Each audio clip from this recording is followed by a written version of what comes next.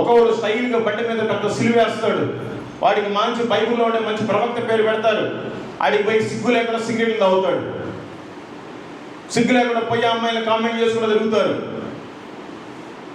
మందు షాపుల దగ్గర కనపడేది ఎక్కువ క్రైస్తవుల బండ్లే, అన్ని యాకోబు, యేసోబు, ఏలియా, మరియమ్మ, ఆయమ్మ, అయ్యమ్మ అనే పేర్లు ఉన్నాయి బండ్ల మీద.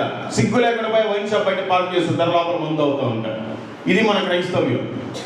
ఏమైపోతుంది క్రైస్తవ్యం? ఎందుకు వేరే వాళ్ళు దేవుడిని తెలుసుకోవట్లేదు హిందువులు? ఎందుకు అనేక మందిని సత్య మార్గంలో నడిపించలేకపోతున్నారు? మనం సరిగ్గా లేవు కాబట్టి నడిపించలేకపోతున్నాం. అదే మనం సరిగ్గా ఉంటే అనేక మంది నడుస్తారు. తెలుసుకోవాలి. కీర్తనల గ్రంథము 26వ కీర్తన 4వ చరణం. మీరు ఎవరితో సహవాసం చేస్తున్నారు? మనమంతా క్రైస్తవులం, మారు మనసు పొందాము, బాప్తీసం తీసుకున్నాము, ఆయన బలలో చేయి వేస్తున్నాం. ఎవరికి మాదిరిగా ఉండాలి? ఎవరితో మన సహవాసంగా ఉండాలి? కీర్తనలో 26:4, పనికి మారిన వారితో నేను సాంగత్యము చేయను, వేషధారులతో పొందు చేయను. ఈ కీర్తన దావీదు గారు రాశారు. దావీదు వంశంలోనే యేసుక్రీస్తు వారు పుట్టారు. అంత గొప్ప వ్యక్తి దావీదు. దావీదుని మనం ఫాలో అవ్వాలి. ఆయనే చెప్తున్నాడు, నేను పనికి మాలిన వారితో సాంగత్యము చెయ్యను, వేషధారులతోటి పొందు చెయ్యను అని చెప్తున్నాడు.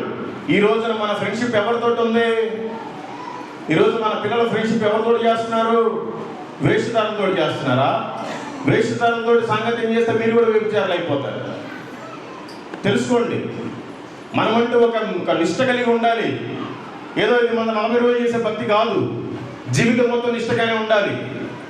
ఎస్, నేను దేవుడిని నమ్ముకున్నాను, మారు మనసు పొందాను, బాప్తీసం తీసుకున్నాను, నేను సాక్షిగా ఉండాలి.